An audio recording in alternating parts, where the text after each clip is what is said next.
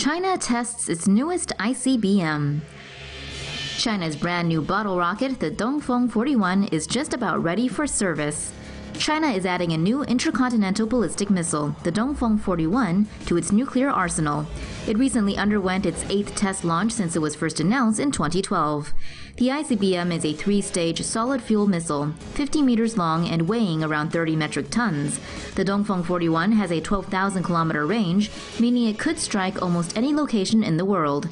It has a top speed of over Mach 10. The Dongfeng 41 can carry up to 10 MIRV warheads. The missile could be ready for deployment as early as 2018. China says it doesn't want to get into an arms race, nor does it want to compete with anyone else. That's a relief. Good thing China can always be taken at its word. More Chinese things. Ex-footballer jailed in China, but where are Trump and the media? Former Ball State College football star Wendell Brown has spent the last 14 months in a Chinese jail for a bar fight where authorities claim he hit a man. On September 24, 2016, Brown was at a birthday party when some other Chinese men not with his group wanted to drink with him. He declined, they got butthurt, and a fight broke out. Brown was later arrested for hitting a man, a claim he denies. He said he only raised his arms to block glass bottles that were being thrown at him. Wendell was taken to the Chongqing Jiangbei jail anyway, where he has been since. A court appearance in July saw the state's evidence against him fall apart, but with the Chinese prosecutors maintaining a 99.2% conviction rate, chances are slim Brown will get off. He's facing a 3 to 10-year sentence. His family has tried to hire a Chinese lawyer, but legal costs are skyrocketing, and China's ultra-fair and transparent legal system doesn't help either. The 3 knucklehead UCLA players who were dumb enough to steal from high-end stores in China had UCLA, Trump, and the U.S. media in their corner. Where are Trump and the massive media exposure now? China is building a city covered in plants. The world's first forest city, designed by Italian architect Stefano Borelli, is currently under construction in southern China and is expected to be completed by the year 2020. The forest city is located in a mountainous region north of the city of Liuzhou in southern China. The city will host 30,000 people and will include offices, houses, hotels, hospitals, and schools. The buildings will draw on geothermal energy to provide cooling and heating systems for interior air conditioning. Solar panels will be installed over the rooftops to harvest solar energy. A total of 40,000 trees and almost 1 million plants representing over 100 species will be planted on building facades, in parks, and on city streets.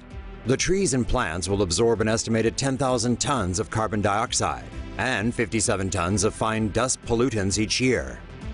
Meanwhile, the greenery will produce 900 tons of oxygen annually. A fast rail line will connect the forest city to Liuzhou, a city with a population of some 3.7 million. Vertical forests have become a recent popular concept in architecture. Nanjing in eastern China is currently building 2 green towers that can absorb 25 tons of carbon dioxide a year. Taipei City in Taiwan is also building a carbon-eating tower, which reportedly will be able to absorb 130 tons of carbon dioxide emissions a year. The craziest air pollution protection masks people wear in China.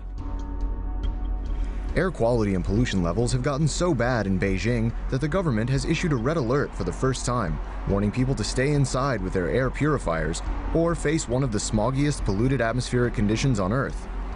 Those that choose to brave the choking toxic smog should probably heed our list of the most fashion-forward and craziest air pollution masks. First up is the Airwaves mask created by Frog Shanghai. It connects to a smartphone app to measure pollution levels and keep wearers in the know about air quality in different neighborhoods. If you want other people to see your smile but still breathe cleaner air, there's also the nasal air purifier made by Mai Xingren. But only nose breathing is covered, and any mouth breaths are still going to be pretty polluted. Another nasal option is the InfaPure Invisible Air Filtration Mask. But if you don't like sticking stuff up your nose and you still want your face to be visible, there's the Sunny Smile Transparent Mask. This Toto Bobo mask is somewhere between the transparent masks and the full face coverage filters. If you like the vintage look, you can always go to the Army Surplus store and snag one of these retro World War II style masks. For a more modern style, there are all kinds of apocalypse chic choices, as showcased at the 2014 China Fashion Week by designer Yin Peng.